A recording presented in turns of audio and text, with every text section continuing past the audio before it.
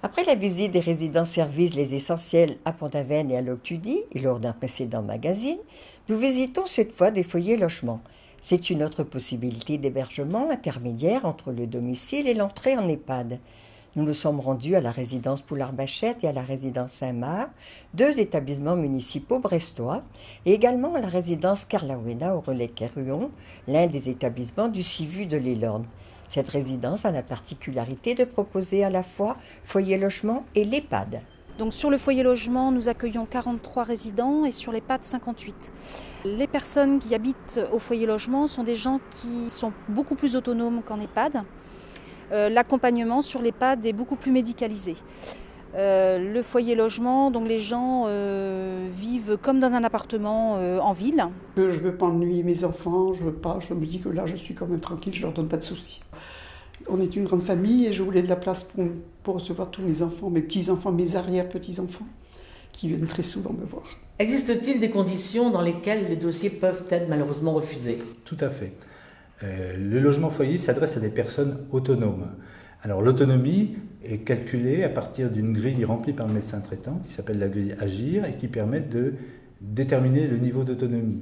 Lorsque les gens sont autonomes de niveau 6 ou de niveau 5, ils peuvent rentrer dans l'établissement. Dès qu'ils atteignent le niveau 4, ils ne peuvent plus rentrer dans l'établissement, ils doivent forcément se tourner vers un établissement médicalisé, un EHPAD. Vous aidez à cette démarche ? Tout à fait. Thierry, à qui s'adressent les foyers logements ? Donc il s'adresse en fait à des personnes âgées de 60 ans minimum, autonomes et valides. Est-ce qu'il est possible d'avoir une dérogation dans certains cas ? Donc effectivement c'est possible, donc sous certaines conditions médicales.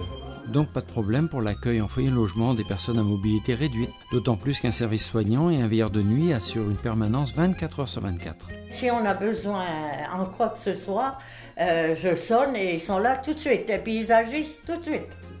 En foyer logement, les studios sont loués vides, chacun apporte son mobilier. Cela permet de se retrouver un peu comme chez soi. L'apprentissage de la vie collective est ainsi soutenu par un environnement plus familier.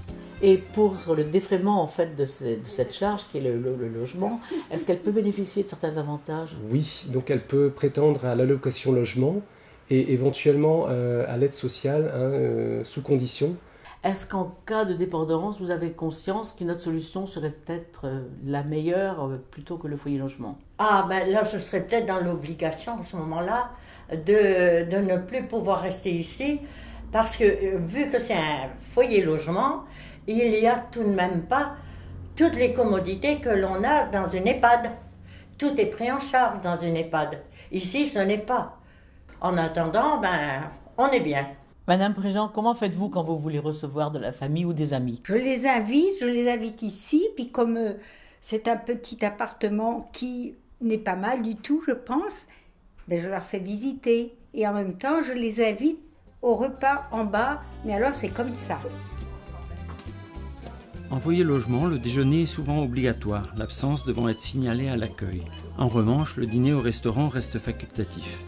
Ce règlement intérieur permet de rencontrer chacun au moins une fois par jour et aussi préserve l'autonomie du résident qui choisit de faire ses courses et préparer son repas du soir. Chaque jour, nous assurons 65 repas le midi, 30 repas le soir. Et donc, la préparation de ces repas se fait bien sûr sur place. J'établis les menus en fonction de leur goût et puis je tiens compte de l'équilibre alimentaire. Et il y a aussi les règles d'hygiène très strictes qu'il faut respecter. Vous avez choisi cette solution pour quelle raison, Madame Préjean ? Parce que je suis seule, j'ai pas d'enfant et j'étais fatiguée, tout simplement. Les plus grands studios sont mis à disposition des couples. Monsieur et Madame Urquin ont aménagé à la résidence Saint-Marc il y a bientôt 2 ans. Ils ne regrettent pas ce nouveau choix de vie qui leur apporte à la fois le confort et la tranquillité d'esprit. La tranquillité un peu pour tout d'ailleurs, parce qu'il y a l'esprit et puis il y a aussi les questions de travail. Parce qu'avant il y avait l'appartement et on avait une petite maison à la campagne, alors on n'arrêtait jamais quoi.